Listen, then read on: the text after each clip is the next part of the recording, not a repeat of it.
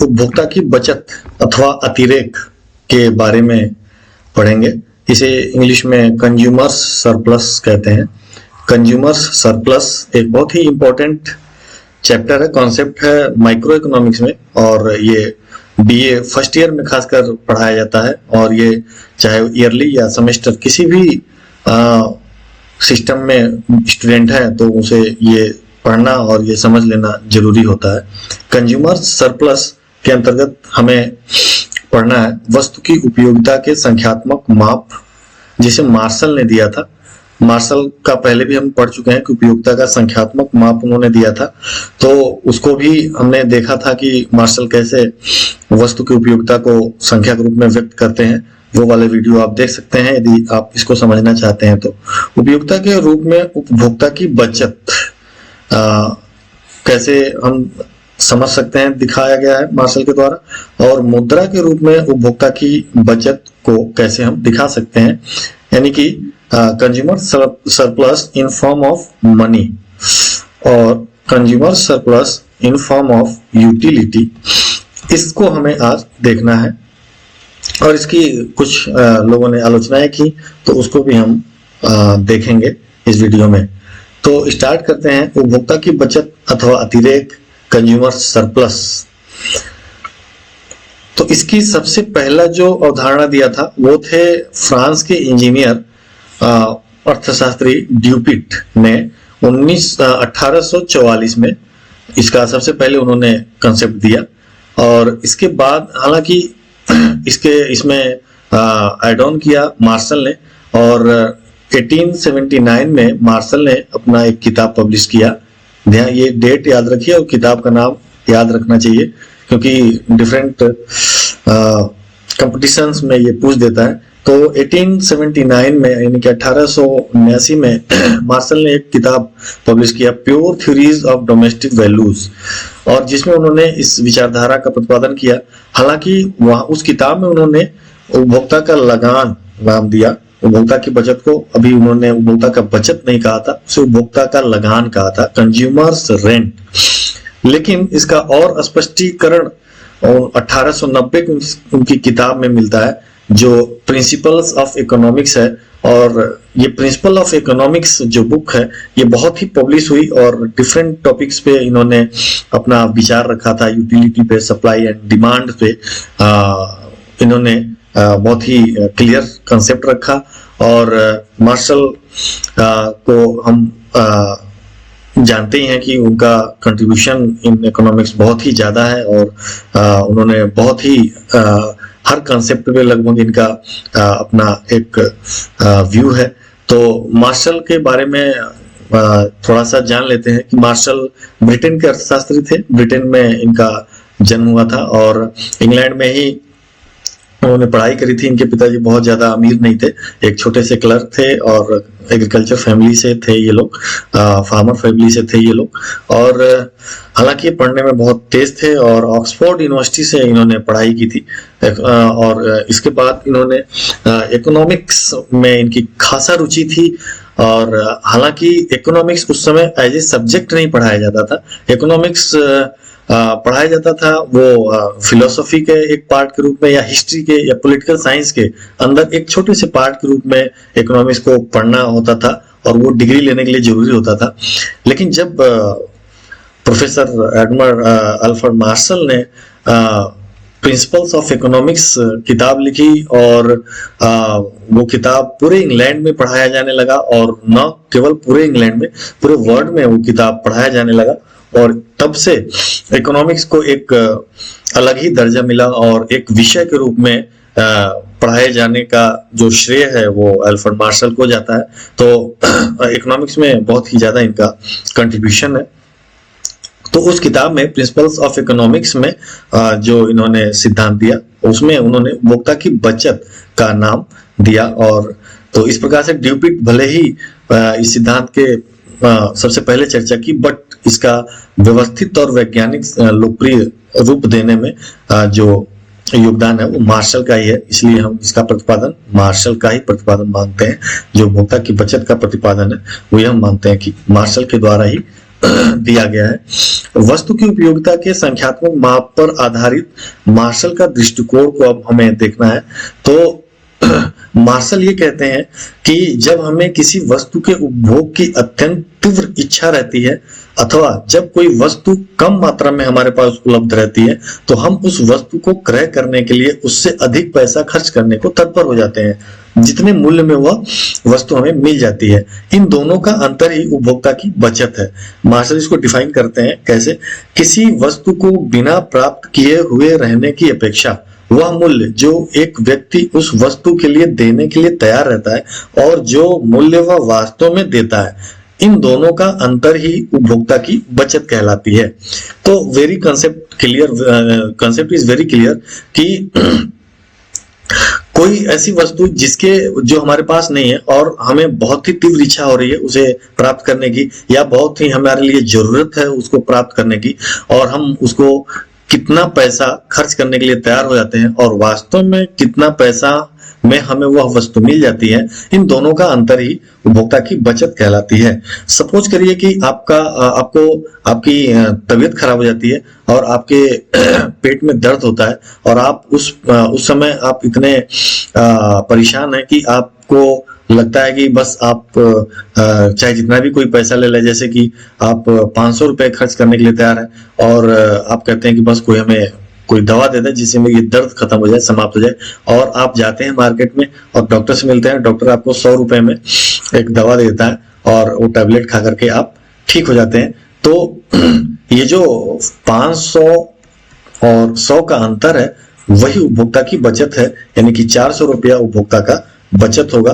तो इस प्रकार से कोई भी वस्तु जो हम प्राप्त करना चाहते हैं और उसके लिए जो वैल्यू जो मूल्य हम देना चाहते हैं और वास्तव में हम मार्केट में जाते हैं और हमें पता चलता है कि ये वस्तु इतने में ही मिल रही है, तो वो जो गैप है, जो अंतर है, वो उपभोक्ता की बचत है।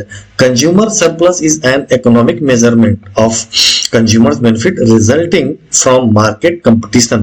A consumer surplus happens when the price that consumers pay for a product or service is less than the price they are willing to pay. मतलब कंज्यूमर सरप्लस एक आर्थिक मेजरमेंट है किसी कंज्यूमर बेनिफिट का, कंज्यूमर को क्या लाभ हुआ, और वो मार्केट कंपटीशन के कारण जो उसे बेनिफिट होता है, क्योंकि मार्केट में कंपटीशन बहुत है, एक आदमी दूसरे आदमी से ज्यादा बेचने की कोशिश में कीमत को कम करता है, तो उसके कारण अल्टीमेट जो बेनिफिट होता है वो कंज्यूमर्स को होता है। तो उसका अंतर ही हमें बचत दिलाती है, और ये तब होता है जब उपभोक्ता तैयार था, इच्छा थी उसकी देने की जो जितना मूल्य, और वास्तव में जो जाकर उसने दिया, इन दोनों का अंतर होता है कंज्यूमर सरप्लस। तो consumer surplus is zero when the demand for a goods is perfectly elastic. जब किसी वस्तु की मांग पूर्णतया लोचदार है तो कंज्यूमर सरप्लस जीरो होगा, और but demand is perfectly inelastic when consumer surplus is infinite. तो कंज्यूमर सरप्लस अनंत होगा जब डिमांड परफेक्टली यानी पूर्णतया लोचदार होगी। अब उपभोक्ता की बचत की धारणा सीमांत उपयोगिता ह्रास नियम पर आधारित है, क्योंकि ये हम जानते हैं जब यूटिलिटी पढ़ रहे थे तो उसमें हमने ये पढ़ा था कि यूटिलिटी में हमने ये पढ़ा था कि जैसे जैसे कोई वस्तु की स्टॉक हमारे पास बढ़ती जाती है या मात्रा हमारे पास बढ़ती जाती है, तो प्रत्येक अगली इकाई से मिलने वाली सीमांत उपयोगिता हमारे पास कम होगी। तो इसलिए शुरू में जाहिर सी बात है कोई वस्तु उपभोक्ता के पास नहीं है, हमारे पास नहीं है, तो हम उसके लिए ज्यादा खर्च करने को तैयार होंगे, और जैसे जैसे उसकी इकाई बढ़ती जाएगी, जैसे जैसे हम उसका उपभोग करते जाएंगे, वैसे वैसे हम उस वस्तु के लिए कम देने को तैयार होंगे, कारण कि उसकी सीमांत उपयोगिता घटती जाती है।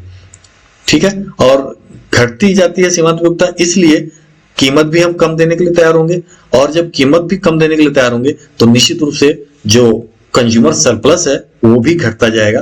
तो कोई भी उपभोक्ता किसी वस्तु के लिए जितना मूल्य देने को तत्पर होगा वह उस वस्तु से मिलने वाली उपयोगिता के बराबर होगा।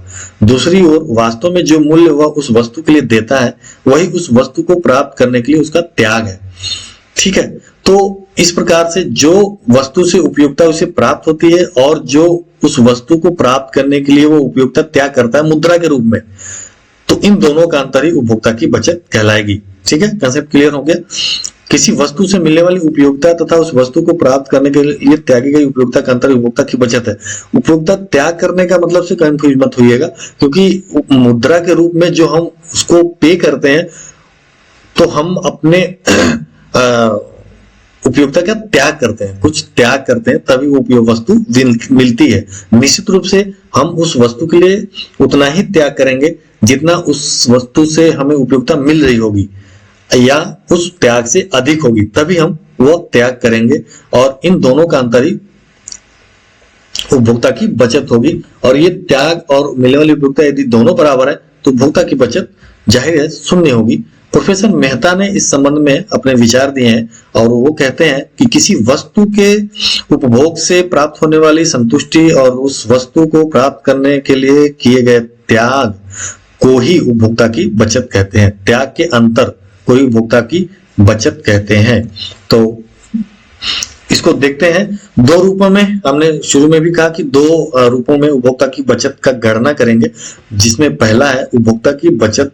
उपयोगिता के रूप में उपभोक्ता की बचत क्या होगी? तो उपयोगिता के रूप में वस्तु से मिलने वाली कुल उपयोगिता में से हम घटा देंगे उस वस्तु पर व्यय किए गए द्रव्य के रूप में कुल उपयोगिता का त्याग। यानी कि जो हम पैसा खर्च करते हैं और उससे जो हमें दर्द होता है, जो हमें कष्ट होता है, वो त्याग कहलाएगा, उपयोगिता का त्याग। तो वस्तु से मिलने वाली कुल उपयोगिता और उस वस्तु पर व्यय किए गए द्रव्य के रूप में कुल उपयोगिता का त्याग घटा देंगे तो उपयोगिता के रूप में बचत प्राप्त हो जाएगा। और द्रव्य के रूप में उपभोक्ता की बचत को कैसे निकालेंगे?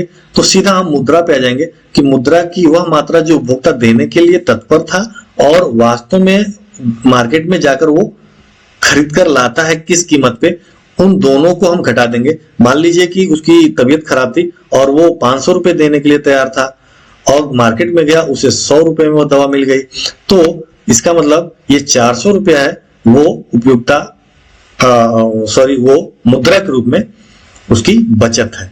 ठीक है, तो जो हम प्राप्त करते हैं और वास्तव में जो हम छोड़ते हैं, इसका अंतर ही उपभोक्ता की बचत है। ठीक है, तो इजी, बहुत ही इजी सेंटेंस में किसी वस्तु को प्राप्त करने के लिए जो हम देने के लिए तैयार होते हैं और वास्तव में जो हम जाकर के देकर प्राप्त करते हैं, इन दोनों का अंतर ही उपभोक्ता की बचत कहलाती है। और इसको हम चित्र के माध्यम से यहां समझेंगे। सबसे पहले उपयोगिता के रूप में उपभोक्ता की बचत को यहाँ पे समझने की कोशिश करेंगे चित्र में। तो चित्र में जैसा कि दिखाया गया है कि y अक्ष पे उपयोगिता की मात्रा को दिखाया गया है और x अक्ष पे वस्तु की इकाइयों को दिखाया गया है, यानी कि आधार अक्ष पे वस्तु की इकाइयां दिखाई जा रही है।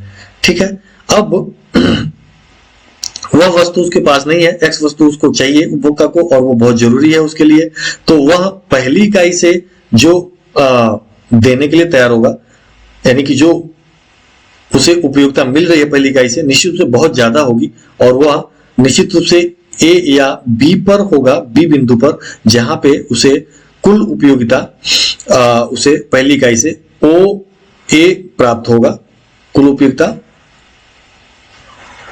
OA प्राप्त होगा। और चूंकि कीमत प्रत्येक इकाई की स्थिर रहती है, हमें पता है कि चाहे आप 1 पेन खरीदो या 10 पेन खरीदो, एक ही प्राइस में मिलेगा। तो माना उस वस्तु की कीमत 2 रुपया फिक्स है, तो देगा 2 रुपया, यानी कि उसकी त्याग की गई 2 रुपए 2 के बराबर और उसे मिला 15 के बराबर।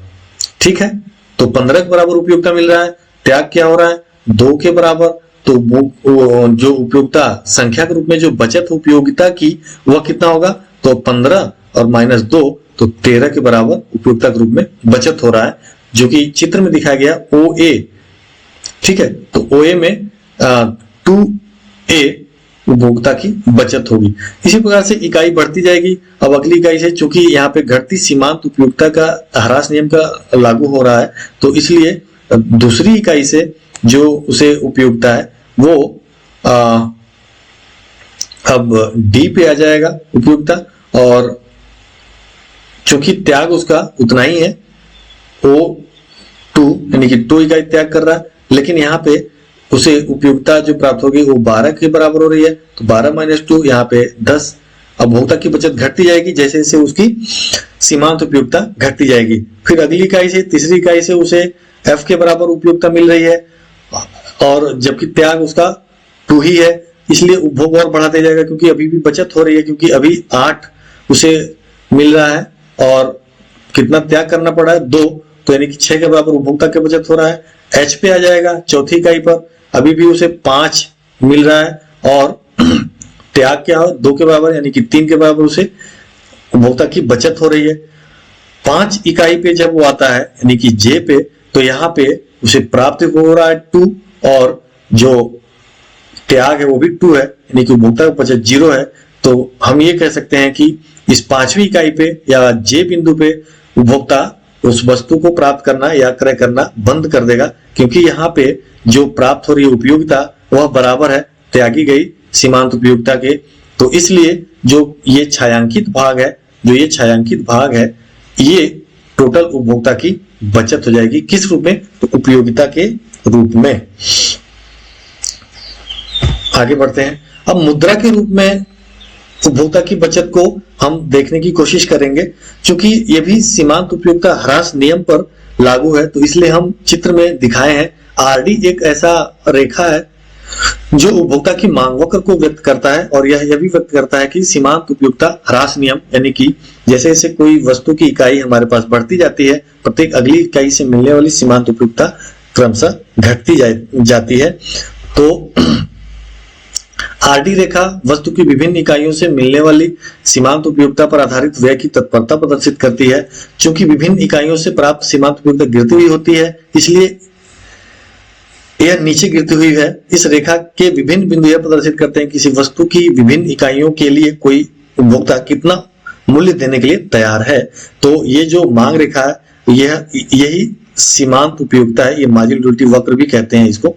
तो ये मार्जिनलिटी ऑफ एक्स लिख सकते हैं यहाँ पे। यह एक्स एक्स है, ये वाई एक्स है ऊपर, और यह वक्र ये दिखाता है, आरडी वक्र ये दिखाता है कि जैसे जैसे वस्तु की इकाइयां बढ़ती हैं उससे मिलने वाली सीमांत उपयोगिता कम होती जाती है, इसीलिए नीचे स्लोप होते हुए दिखाया गया है। और यह भी दिखाता है कि वस्तु की कितनी मात्रा के लिए, किस मात्रा के लिए, किस इकाई के लिए उपभोक्ता कितनी कीमत देने को तैयार होगा। जाहिर है वो उतनी ही कीमत देने को तैयार होगा ज्यादा से ज्यादा जब जितनी उसे उस वस्तु से सीमांत उपयोगिता प्राप्त हो रही होगी। और इसमें हम देखेंगे, मान लीजिए कि जो मूल्य है वह ओपी है, शुरू में ओपी मूल्य है, और ओपी मूल्य पर वह कितनी मात्रा क्रय कर रहा है, ओएम मात्रा क्रय कर रहा है, और ओएम मात्रा क्रय कर रहा है इसका मतलब वह ई बिंदु पे होगा, और ओएम मात्रा पे ई बिंदु पर मार्जिनलिटी बराबर है कीमत के, मार्जिनलिटी ऑफ एक्स कीमत के बराबर है, इसीलिए इसके आगे वो उपभोग नहीं बढ़ाएगा। और इसके पहले जो जितनी इकाइयां उसने यूज किया है, खरीदी हैं एक्स की, इनसे निश्चित रूप से इसके पहले marginality of X greater than P X है, ये प्राइस ऑफ एक्स को व्यक्त करता है। तो निश्चित रूप से एम के पहले उसकी मार्जिनलिटी एक्स की कीमत से अधिक है। जैसे यदि हम यहाँ पे मान लीजिए ये x वस्तु की मात्रा लेते हैं, तो निश्चित रूप से हम यहाँ पे होंगे, यदि कि यहाँ पे कोई नाम दे दो, E3 नाम दे दें, तो यहाँ पे कीमत देगा वो OP ही, लेकिन जबकि उस मान लो ये S कोई बिंदु है, जबकि उसे सीमांत उपयोगिता XE के बराबर प्राप्त हो रहा है, XE, और कीमत कितना पे कर रहा है, OP या XS, तो निश्चित रूप से ये ज्यादा है SX से। तो कितनी SX से, तो निश्चित रूप से जो ये एरिया है वो उपभोक्ता की बचत हो जाएगी मुद्रा के रूप में। SE जो एरिया है मुद्रा के रूप में उसे बचत हो रही है। तो इसे और स्पष्ट करते हैं, जैसे जैसे वह X की इकाई प्राप्त करता जाएगा, उसकी सीमांत उपयोगिता फलस्वरूप कम होती जाएगी और इसीलिए वह कम व्यय करने के लिए तैयार होगा। ओएम इकाई पर ओपी मूल्य के बराबर हो जाती है सीमांत उपयोगिता, इसलिए उपभोक्ता की बचत ई बिंदु पर उपभोक्ता की जो बचत है वह 0 हो जाएगी, क्योंकि price of x bilateral of x के बराबर हो जाएगा, इसलिए कंज्यूमर सरप्लस विल बी 0।